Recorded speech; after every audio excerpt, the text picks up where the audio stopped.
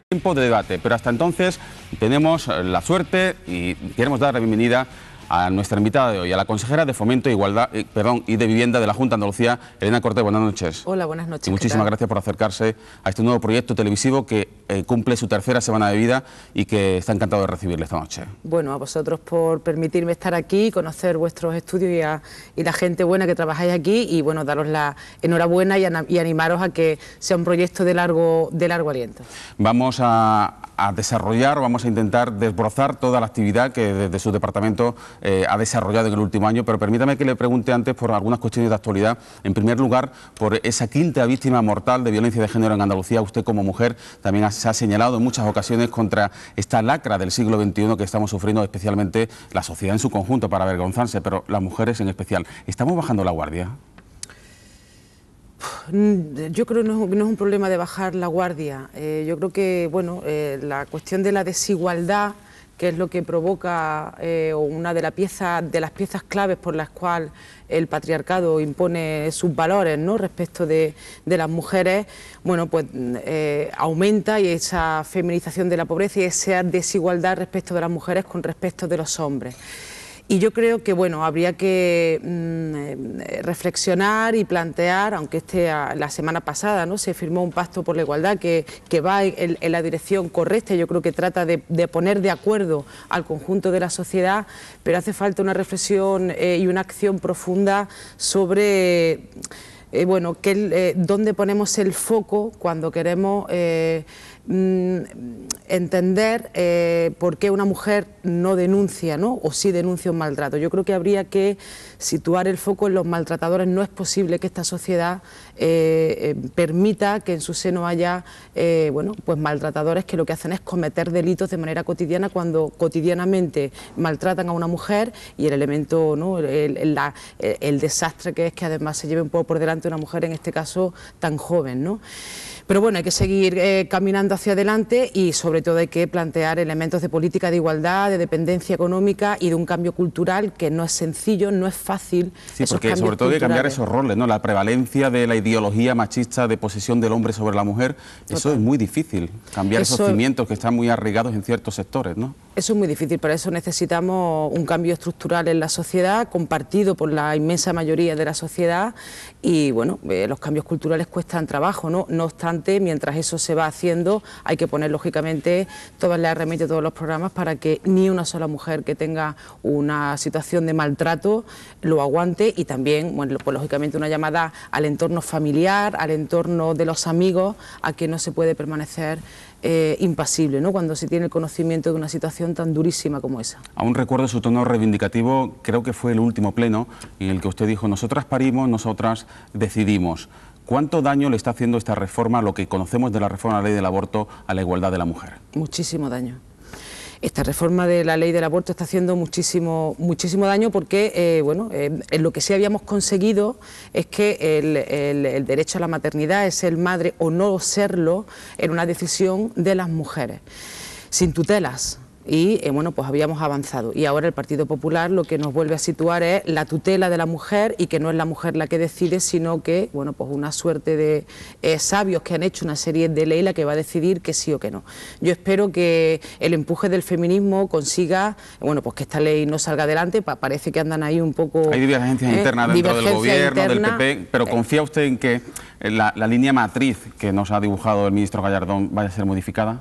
Yo confío en el poder de las mujeres y en el poder de los hombres, que, bueno, están convencidos en que nosotras parimos, nosotras decidimos, y no se pueden dar retrocesos que nos sitúan, bueno, pues hace muchísimos años, ¿no?, con una tutela permanente de la decisión de las mujeres. Hablando de divergencias en el Partido Popular, ¿qué le ha parecido el cambio de postura dentro del PP andaluz, que apoyó hace un año esa que Andalucía gestionase su río, esa delegación de competencias, y precisamente ayer, justo un día después de que José Luis Sanz, el secretario general del Partido Popular, dijese que iban a mantener el voto afirmativo, pues ayer votasen en contra?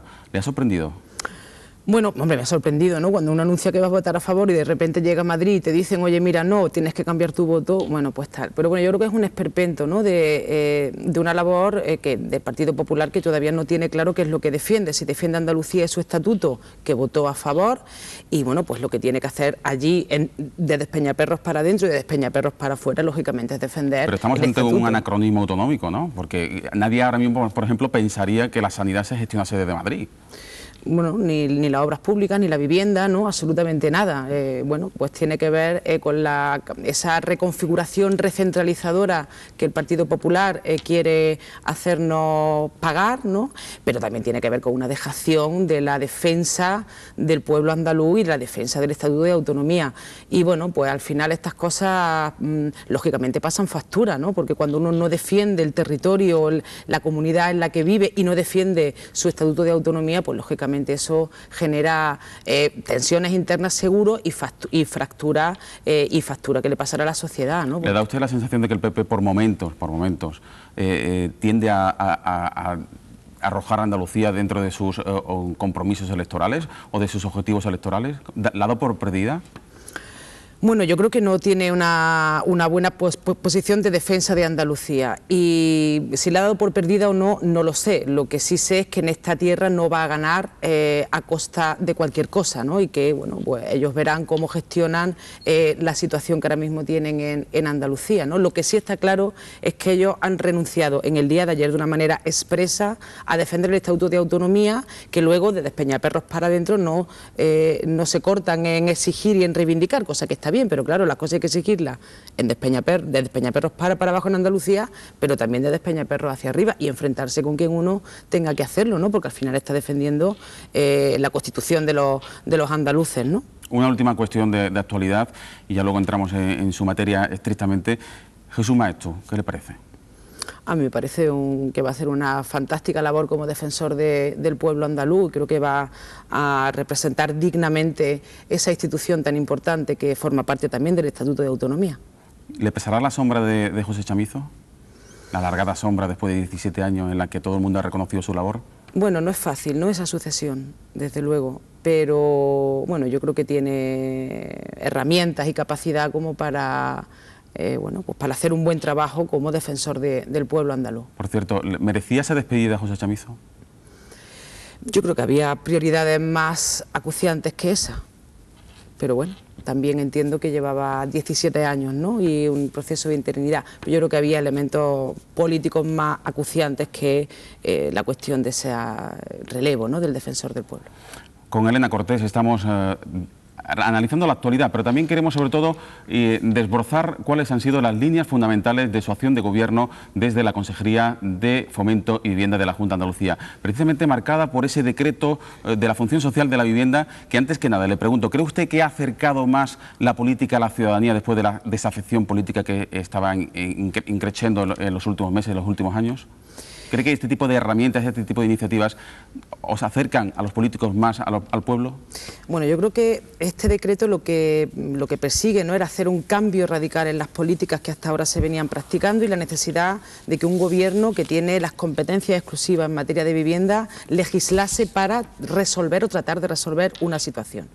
Y creo que también el decreto tiene un elemento muy importante, que es que da poder a los ciudadanos. Y los ciudadanos, en las distintas encuestas que salen, sobre todo la del CIO, la del IESA, lo que reclaman a los gobiernos es que tienen que actuar conforme a las competencias que tienen. La gente vota a los gobiernos, vota en las elecciones para que resuelvan y para que tomen decisiones. Y bueno, en ese sentido yo creo que este decreto va en esa línea, ¿no?, tomar decisiones, un cambio radical en la política, dar poder a la ciudadanía y bueno, pues tratar de resolver elementos clamorosos como la cuestión de la vivienda deshabitada o de los desahucios. ¿Hoy en día es más difícil practicar un desahucio en Andalucía que hace meses atrás? Hoy en día es más difícil practicar un desahucio en Andalucía que hace meses atrás, sin duda. y a eso ha coadyuvado la sociedad civil organizada, que lleva 5 años poniendo soluciones encima de la mesa y demostrando que se pueden cambiar las cosas.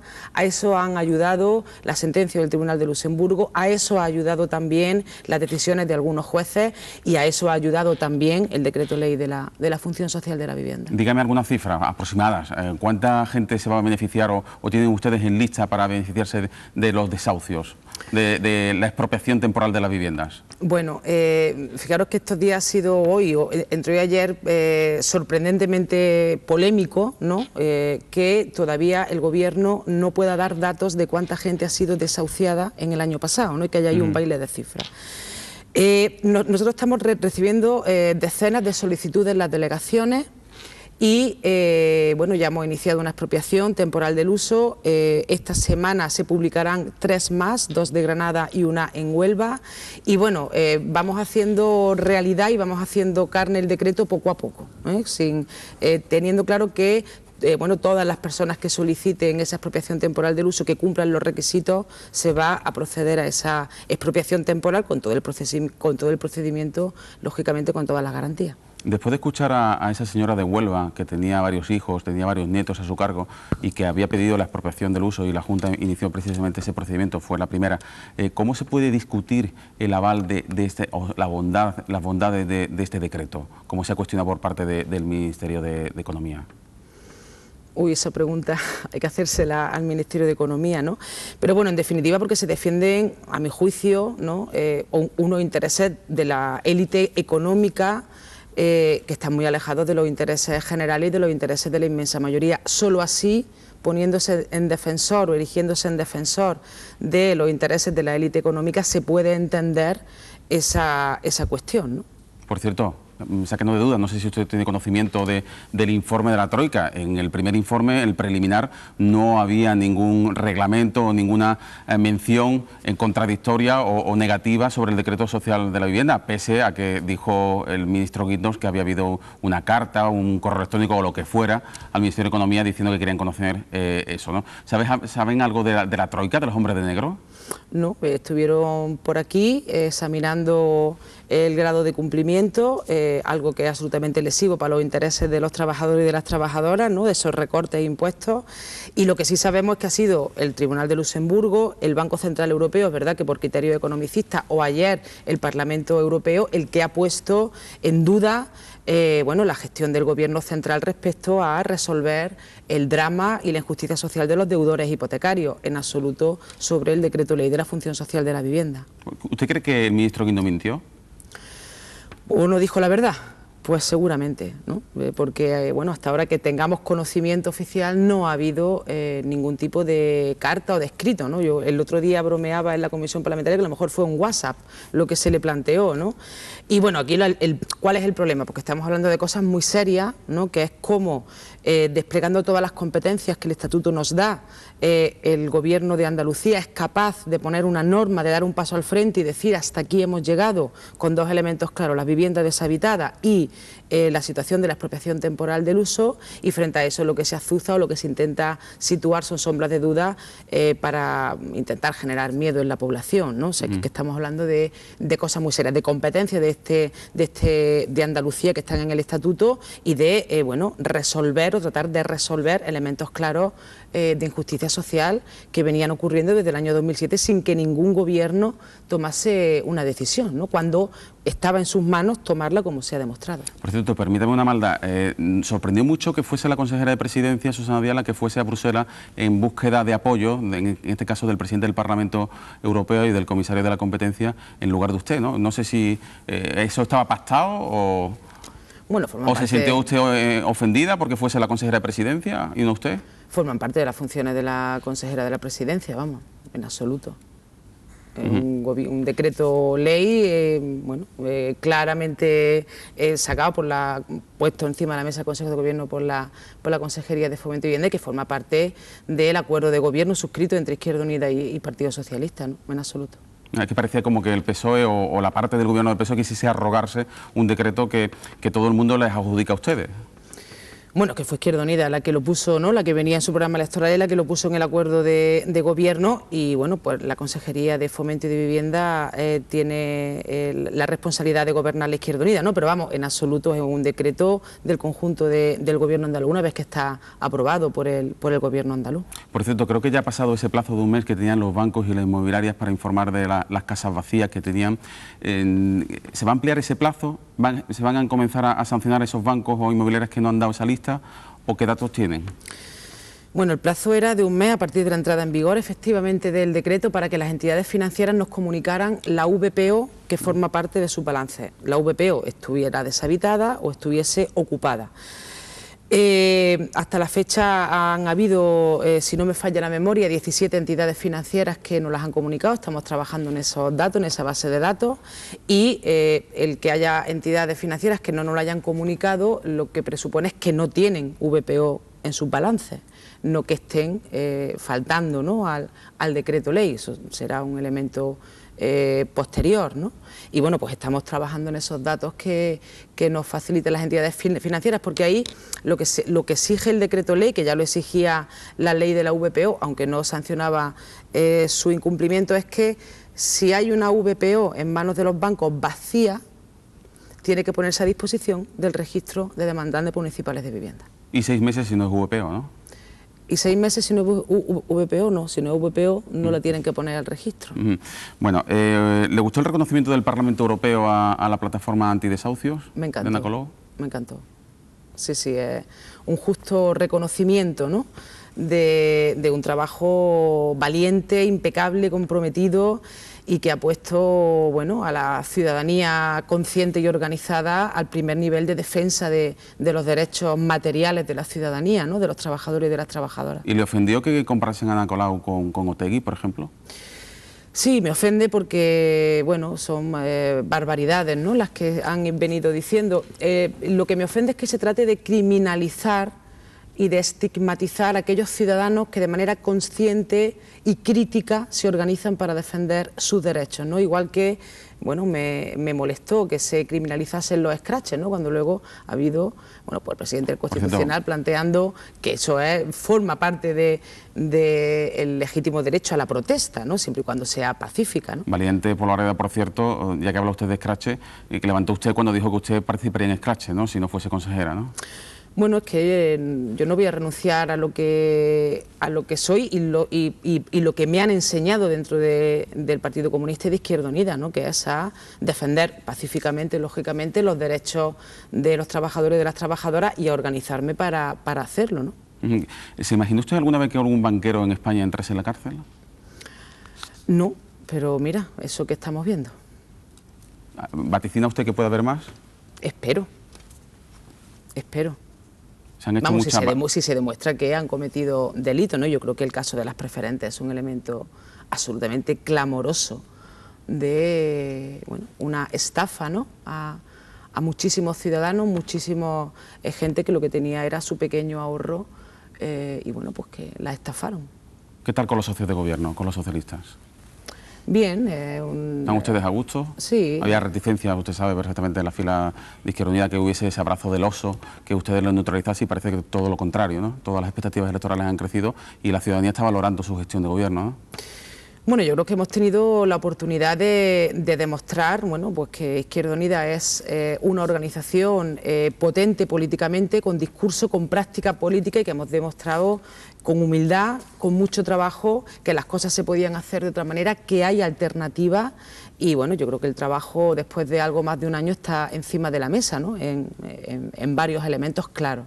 Así que es un pacto de gobierno que evoluciona, bueno, pues yo creo que razonablemente bien, y el objetivo es el cumplimiento del acuerdo de gobierno suscrito por Izquierda Unida y Partido Socialista. ¿Le molesta o le enorgullece que se utilice a Griñán señalándolo o caricaturizándolo como con el chándal bolivariano, un elemento radicalizado por la presencia de Izquierda Unida? Bueno, ni me molesta ni me enorgullece. Yo creo que forma parte de, bueno, un intento bastante, ¿cómo diría yo?, del centralismo, ¿no?, de patriótico español de mirar a Latinoamérica por encima del hombro y de pensar que lo que hacen en Latinoamérica es malo, es populista, es negativo, cuando los datos, ¿no?, lo que vemos en el conjunto de países latinoamericanos llamados bolivarianos o gobernados por gobiernos que han puesto por encima de cualquier interés el interés del pueblo, se demuestra con datos absolutamente constatables, ¿no? Eso es lo que me molesta, esa displicencia y ese mirar por encima del hombro a países latinoamericanos, bueno, democráticos, y que han puesto la política al servicio de defender a los ciudadanos de esos países. Si le parece, dejamos en la arista institucional, buscamos la arista orgánica, porque en tan solo 48 horas Izquierda Unida tiene una asamblea regional que se puede catalogar de histórica por la sucesión de Diego Valderas después de 13 años como coordinador general de Izquierda Unida. ¿Cree usted que le van a echar de menos? Bueno, es que Diego no se va.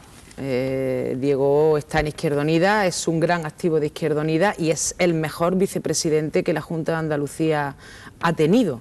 Así que no creo que lo echemos de menos en absoluto, vamos. ¿Llegará Antonio Maillo, si no hay sorpresa? ¿Le gusta?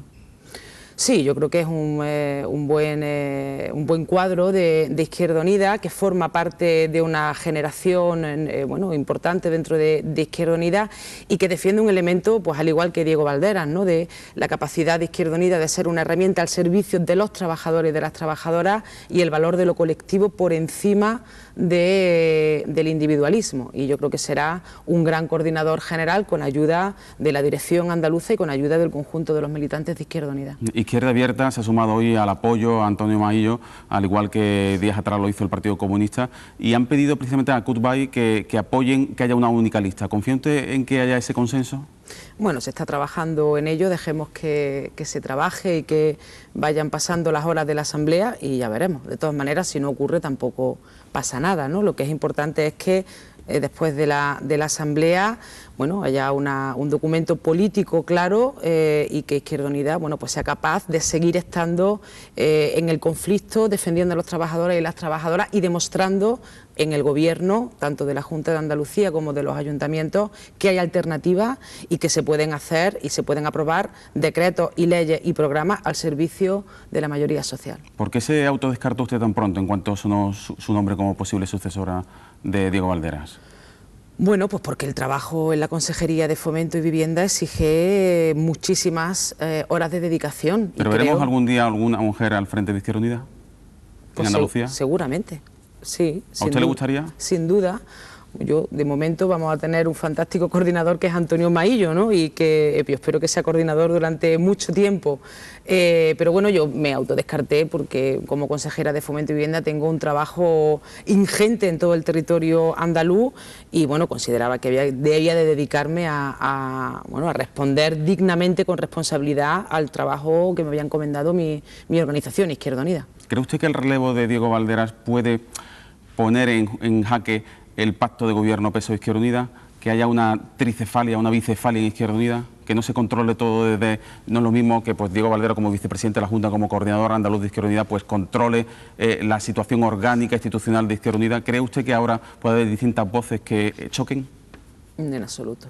Yo creo que hemos demostrado, además, capacidad de acuerdo, de decisiones colectivas y bueno, pues que cada uno tiene un papel, ¿no? Yo creo que hasta ahora ha funcionado muy bien y lo seguiremos haciendo porque somos personas comprometidas con que esto salga adelante y salga bien.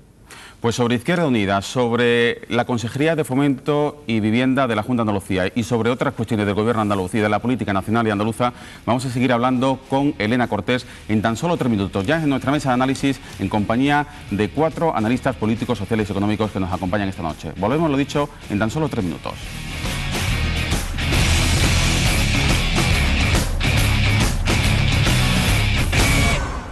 Seguimos en A por Todas, en 8 Andalucía, hoy en compañía de la consejera de Fomento y Vivienda de la Junta de Andalucía, Elena Cortés, con quien hemos repasado toda la actualidad del día, además de las principales funciones que tiene su departamento. Aunque hemos dejado en el tintero otras muchas que van a preguntar los analistas que hoy nos acompañan, pero quería preguntarle qué mala época, consejera, le ha tocado para gestionar una consejería habitualmente inversora y que en estos momentos de crisis, pues evidentemente tienen unos recortes superlativos, ¿no? ¿En dónde están centrando ustedes los esfuerzos, los pocos esfuerzos que pueden hacer?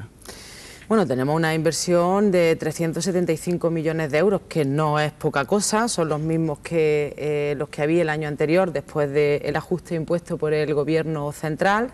Y bueno, pues estamos centrando los elementos clave en los 3 metros, el tren tranvía de la Vía de Cádiz, Granada y Málaga, y en la política de rehabilitación, que consideramos que es absolutamente imprescindible tanto para la reconversión del sector de la construcción como sobre todo para la generación de empleo, ¿no? Teniendo en cuenta que cada euro invertido se genera 3 veces más empleo con la rehabilitación que con la construcción de vivienda nueva. ¿Qué tal las relaciones con los alcaldes de Granada y Málaga, con los que ustedes han discrepado abiertamente por el trazado del metro y los plazos?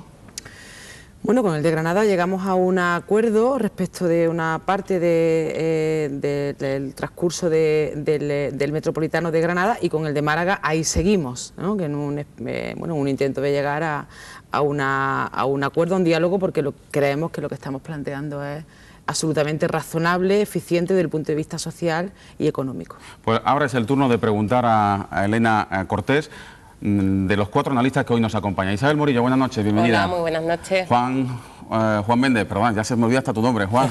Buenas noches. Buenas noches. Paco Morón, buenas noches. Buenas noches. Y también Ana Pérez Luna, buenas noches. Bueno, los 4 estáis hoy para analizar la actualidad, pero antes tenéis a la consejera, es toda vuestra, en el orden que queráis. Sí, consejera, pues voy a abrir yo el fuego. Bueno, después de la entrevista que le ha hecho mi compañero, ha dicho durante la entrevista que no le importaría, si se ve que se ha cometido delito, que algún otro banquero entre en la cárcel. Ha hablado de la estafa de las preferentes.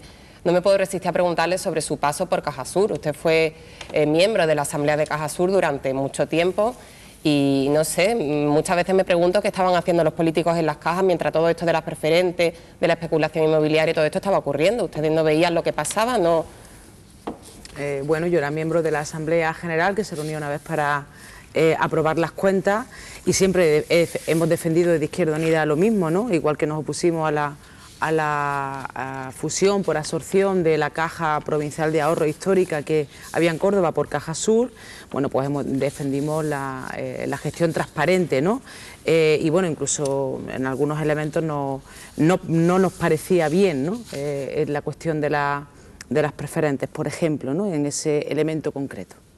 Pero no se tomaban medidas, no era algo que se pudieran anticipar antes de lo que se ha convertido en una gran estafa, ¿no? No, anticipar no, porque entre otras cosas era un producto, que no, un poco opaco, ¿no? Con una parte importante de engaño, por eso se habla de la estafa de las preferentes, ¿no? Se vendía una cosa que luego no era. Y bueno, pues seguramente no estuvimos lo suficientemente hábiles de reflejos para entender que lo que estaba ocurriendo, ¿no? Años después, porque era que se estaba estafando de una manera clara a una parte importante de la población, ¿no? Yo le quería preguntar, por seguir con el tema de los bancos. El BBVA ha hecho público esta tarde que va a retirar las cláusulas techo o suelo de su cartera de hipotecas. ¿Va a solicitar la Junta que, no sé si algún banco en Andalucía, en concreto la única caja propiamente andaluza que queda, tiene ese tipo de cláusulas, pero en el caso de que las tenga, ¿va a presentar el gobierno andaluz alguna petición al señor Medel para que las retire también? Bueno, yo creo que después de la sentencia del Tribunal de Luxemburgo, todas las entidades financieras deberían estar obligadas a retirar esas cláusulas suelo, ¿no? Porque han sido puestas en tela de juicio y bueno, pues es un elemento, ¿no? Esta semana también hemos conocido la condena a otra entidad financiera, ¿no?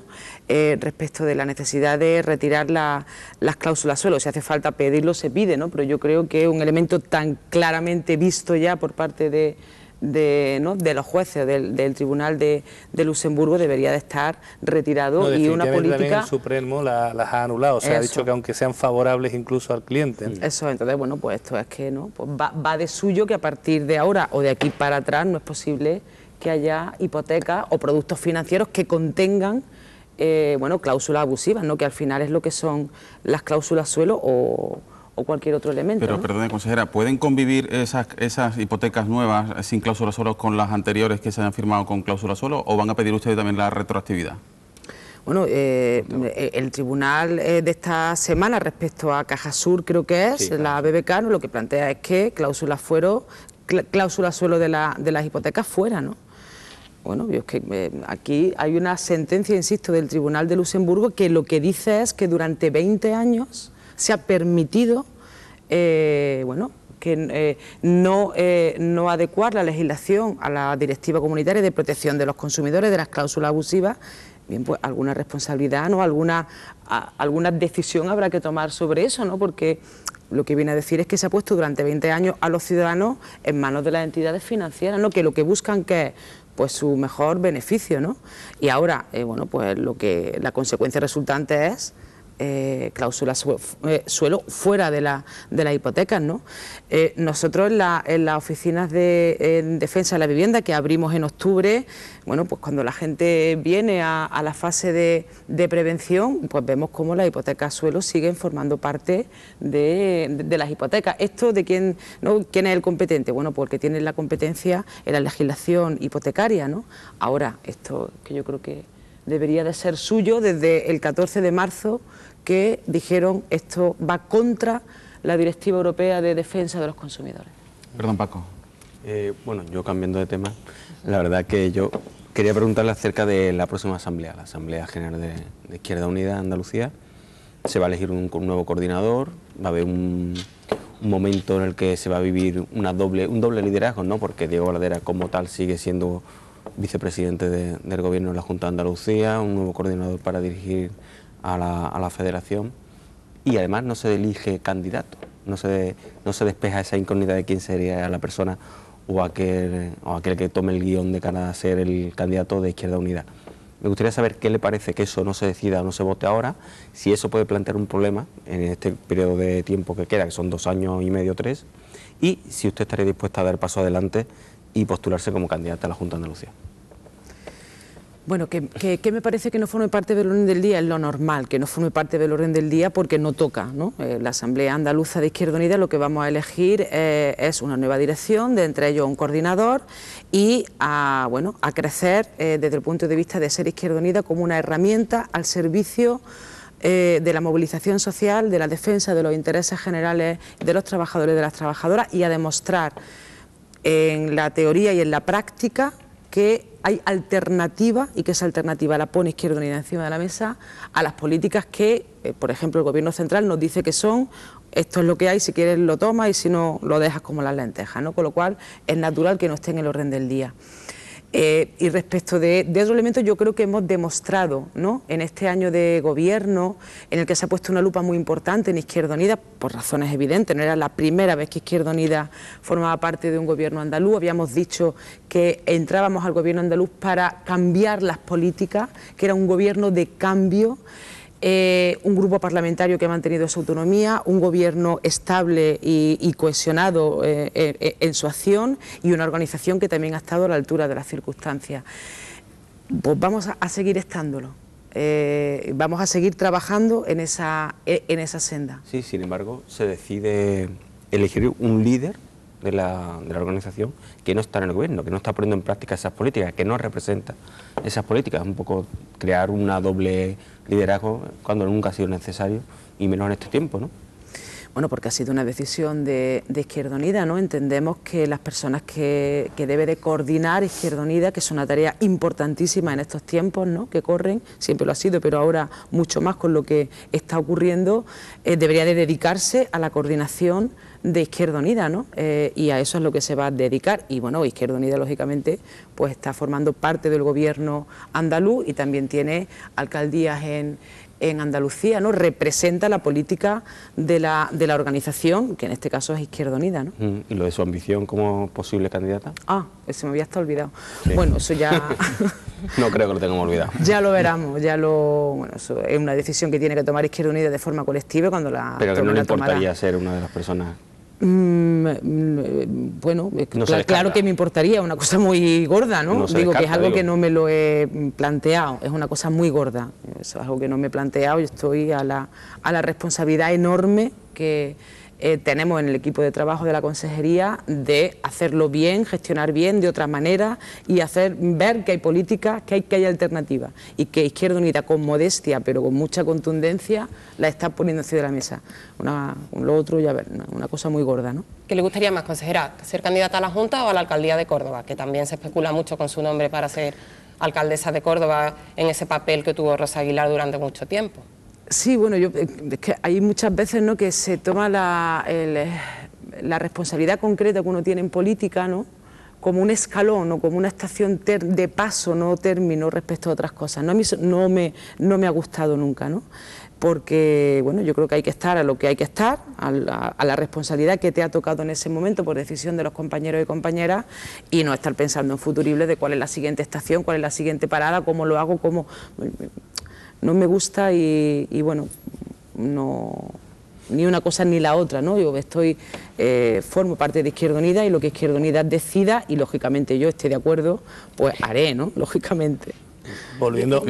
Yo quería hacerle una pregunta algo más genérica, señora consejera. A ver, ¿qué hemos hecho mal en política para que haya personas que no tengan acceso a derechos tan básicos como son la vivienda o el trabajo? Eso por un lado. Y por otro, ¿qué le parece que la política no esté siendo vanguardia, no sea capaz de adelantarse a los problemas de la ciudadanía y sean los movimientos sociales los que estén marcando la agenda de los gobiernos? Bueno, yo creo que hemos hecho mal o se han hecho mal muchas cosas, ¿no? La última que me parece peor, bueno, o la última que creo que tiene decisiones muy terribles para la vida cotidiana de la ciudadanía es cuando el bipartidismo decide cambiar la Constitución, el artículo 135, y decir que aquí antes que nada, que las pensiones, los seguros de desempleo, la educación, etcétera, etcétera, van a cobrar los bancos. Eso me parece muy mal porque es intervenir en la política, en la toma de decisiones, ¿no? Y respecto de la vivienda, yo lo he repetido creo que hasta la saciedad, ¿no?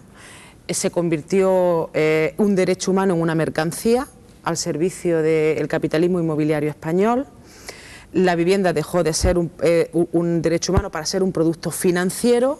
Se planteó a la población que la vivienda es un bien que no va a bajar nunca, como si fuese, ¿no?, un activo en la bolsa, cuando la vivienda no es eso, es ciudad, es movilidad, es territorio, es derecho humano a la vivienda. Y bueno, yo creo que eso se ha hecho rematadamente mal y estamos sufriendo las consecuencias, ¿no?, de aquella ley del suelo que cambió el señor Aznar. Y bueno, pues se construyeron cientos de miles de viviendas, convirtiendo la vivienda en una mercancía, en un bien de especulación, ¿no? Y sobre eso además ha pivotado una parte importante de la economía productiva. Y ahora tenemos dos problemas.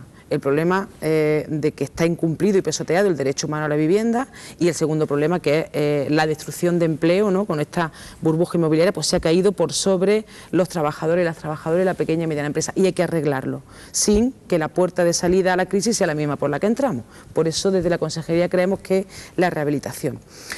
Y luego, respecto al segundo elemento de la vanguardia de los movimientos sociales, yo creo que los movimientos sociales, el que la sociedad, los trabajadores y las trabajadoras, la sociedad tome conciencia, se organice, se movilice y demande y requiera de los gobiernos pasos al frente sobre cuestiones concretas, es fundamental, es básico para que tengamos una democracia plena, ¿no?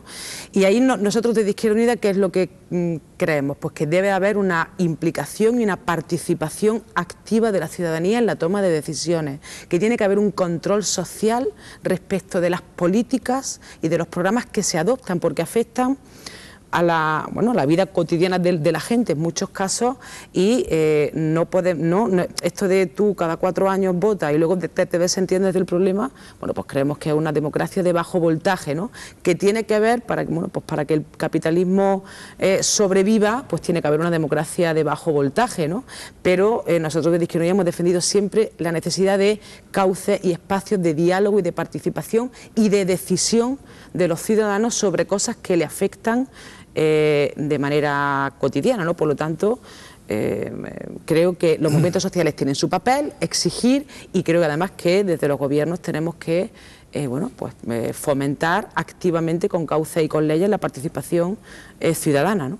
Consejera, y volviendo más al papel de su departamento, usted dijo en abril que iba a licitar los tramos en superficie del metro de Málaga y parece que de momento no lo licita y que ha encontrado una fuerte oposición en el alcalde. Creo que incluso le ha devuelto 2 liquidaciones de 32 millones de euros que deberían de haber liquidado el ayuntamiento y que un poco quizás la entrevista que tuvo el señor de la Torre con el señor Griñán recientemente pues ha, digamos, paralizado toda esa decisión que su departamento tenía ya prácticamente tomada. No, en absoluto. Yo creo que el presidente Griñán lo que planteaba es la necesidad de diálogo. Ahí hemos estado en la consejería desde la primera reunión, la primera comisión de seguimiento que celebramos el 25 de julio. Creo que hemos sido la consejería, el equipo de la consejería que más comisiones de seguimiento ha efectuado con el ayuntamiento para para informar, para avanzar, para dialogar, para ponernos de acuerdo. Creamos además una comisión técnica que no estaba en esa reunión del 25 de julio, de manera que se trabajase comúnmente entre las dos administraciones, porque hay una obra en marcha, porque las líneas 1 y 2 van a entrar en funcionamiento a final de este año, y pues ahí seguimos en el diálogo, ¿no? Y también son elementos que son claros, ¿no? El ayuntamiento firmó un convenio con la consejería, con la Junta de Andalucía, y ambas partes tienen la obligación de cumplir con las obligaciones que aparecen en ese convenio firmado. Y una de las obligaciones del ayuntamiento es pagar lo que le corresponde y lo que ha firmado respecto de las obras de Pero le ha devuelto metro. Los recibos, le ha dicho que no los paga, que lo debe asumir la Junta. Bueno, eso es ya un elemento, ¿no? Pero nosotros lo que le hemos planteado es que eso es su obligación, que lo tiene que hacer. Yo no quisiera acabar como creo que planteaba hoy, si no me equivoco, en los tribunales, ¿no? Yo espero que el alcalde de Málaga, el Ayuntamiento de Málaga, asuma que hay unos compromisos que están firmados y que los tiene que cumplir, como cualquier hijo de vecino que firma un convenio, conociendo cuáles son las estipulaciones y las obligaciones del convenio, ¿no? Sí, pero en cualquier caso lo que sí parece es que los plazos corren, que la creación de comisiones no suele ser un buen instrumento, porque ya se sabe eso de que crea una comisión para que no se llegue nunca a buen puerto, ¿no?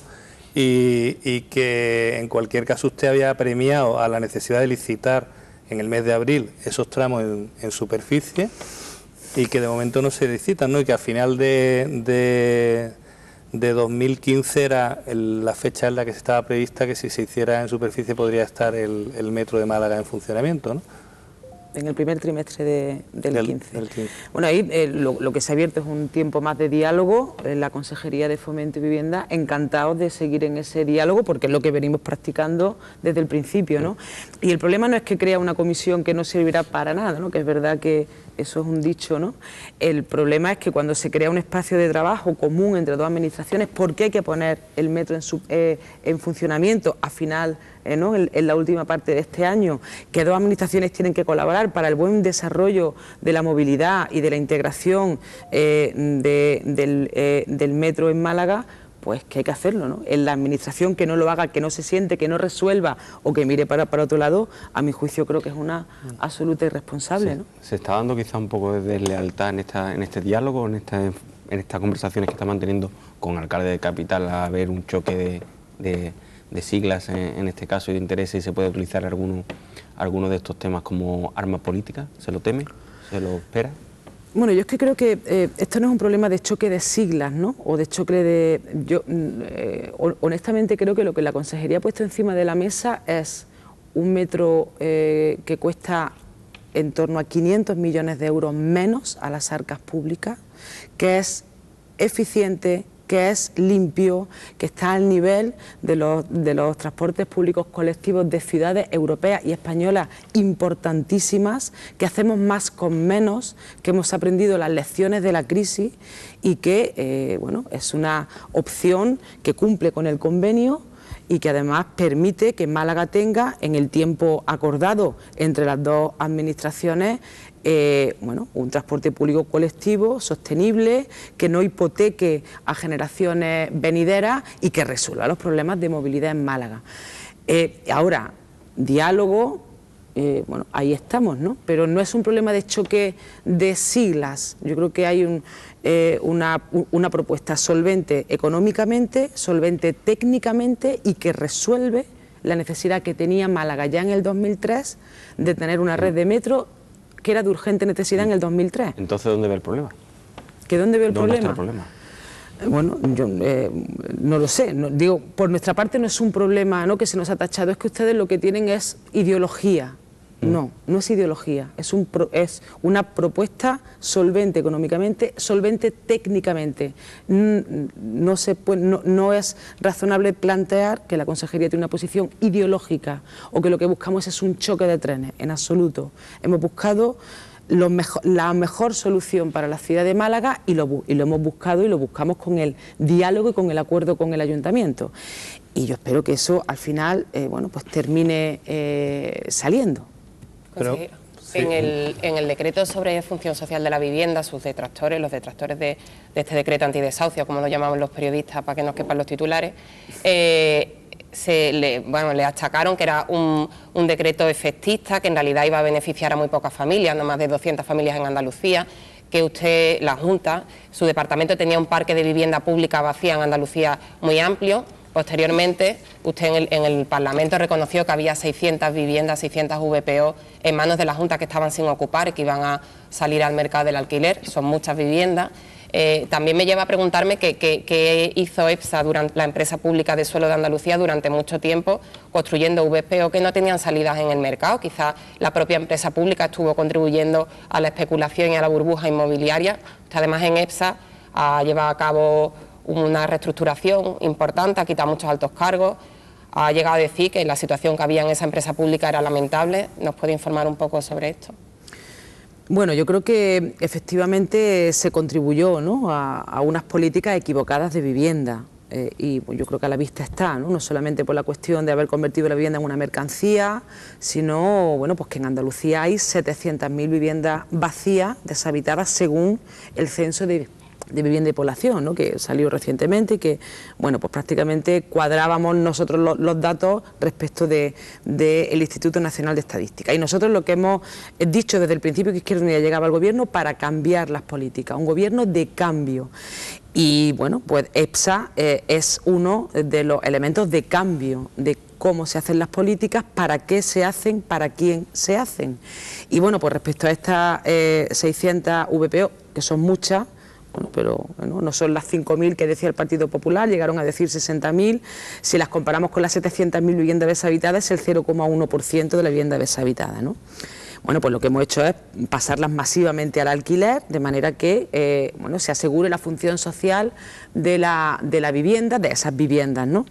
Y bueno, pues respecto a eso, efectivamente estamos dando un cambio radical a cuál es su ocupación, es fundamentalmente parque público de vivienda de Andalucía, que hay en torno a 80.000 viviendas del parque público en 500 municipios de Andalucía, viven en ellas en torno a 350.000 personas y bueno, pues tiene que ser una ocupación prioritaria de EPSA porque son, digamos, los inquilinos, ¿no?, que el gobierno andaluz, que los andaluces que tenemos, ¿no? Bueno, pues ahí es un elemento que a mi juicio, a nuestro juicio, estaba bastante descuidado y bueno, pues hemos centrado también la acción y la preocupación de EPSA sobre esas viviendas del parque público que no están deshabitadas, sino todo lo contrario, un parque público que está bueno, pues lleno de personas que ejercen a través de él el derecho humano a la vivienda.